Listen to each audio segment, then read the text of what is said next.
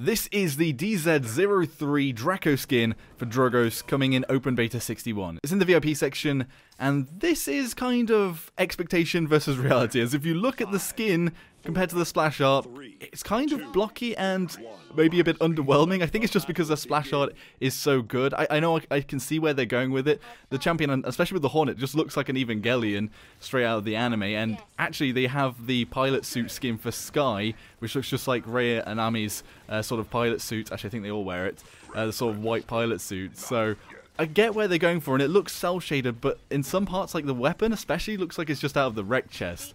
Anyway, we're against a team composition that probably isn't ideal. There's like 2 flankers, 2 healers, one of them a damage with the Grover, and a sniper. However, they're all things that I shouldn't be that great against, but that's why I've gone for Worm Jets and a bit of a super speedier version of Drogos, although I don't think there's actually much of a change with him with the nimble stacking, and I need to do a bit more testing with that to see what exactly you can stack and how momentum works exactly with the nimble and Worm Jets.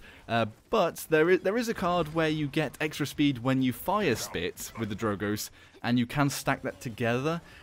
But it only lasts as long as the fire spit's in the air, which is kind of unfortunate as you want to blow that fire spit up. Anyway, capture the point there. I'm going to try and just blast at our enemies as much as we can, but getting away because I don't want to get sniped by the Strix there. One thing about this weapon is the particles they do look good. Like if you see at the front of the gun, there's like the spiral and the little firefly-like energy particles coming out of it. They look cool. But when you fire the weapon, there's like a ring that comes out, and it kind of blocks your vision a little bit. So, whilst the visuals are cool, they're also kind of distracting. It's probably one of the big things, though, is the voice pack this time around. It's literally like you've ripped out a Decepticon's vocalizer and put it into Drogos, which I would say is pretty awesome. So, that's something worthwhile getting in for. Anyway, just trying to get a salvo off there. The salvo is a bit buggy, this PTS, but we got a little bit of damage off there.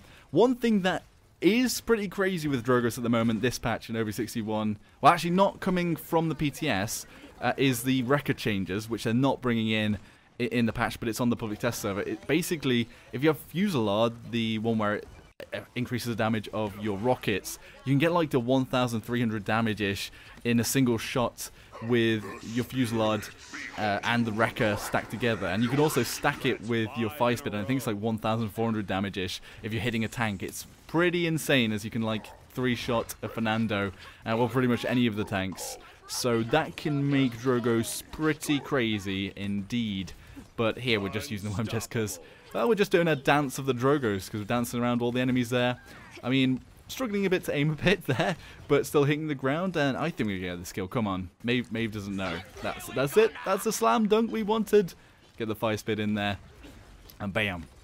Come on, Grover. You know you want to go down. Talus is coming in for a bit more, but he's also going to get out of there. We knocked out of the park there, I think.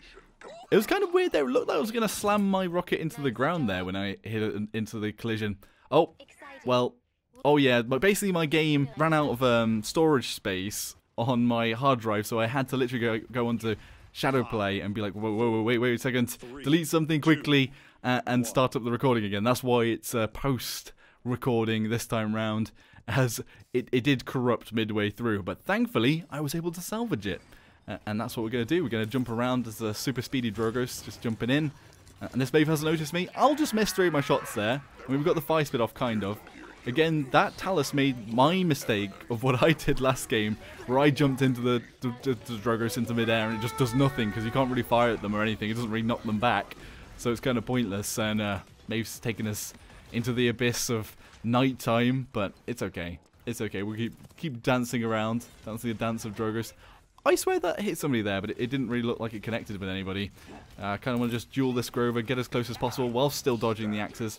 The only problem there was that there were 4 of them. I was like, I should probably jump up now and dodge. Unfortunately, we were taken out, but it was kind of a sticky situation with 4 of them all there on that side. We were able to dodge for quite a while, actually. 12-1, that's pretty respectable, I would say. And let's just get back in again. So, I mean, on the back, I mean, like, the little bits are pretty cool, but if you've seen the splash art, like in the spray at the start, it just looks so much more realistic than the Drogos is at the moment, and it has sort of more of a grim, dark edge to it, which makes the skin look cooler on the splash art. But, you know, It's pretty good. I'm going to just emote for this. I don't actually get top play of this game, by the way, so that was a completely wasted emote. But I'll just spin across to the enemy side of the map. Again, I don't actually have the card where if I fire spit, I go faster, but still pretty fast, just generally with worm jets and nimble anyway. But I do want to see if there's any way to stack a little bit and how the stacking is affected with the changes this time around in the patch.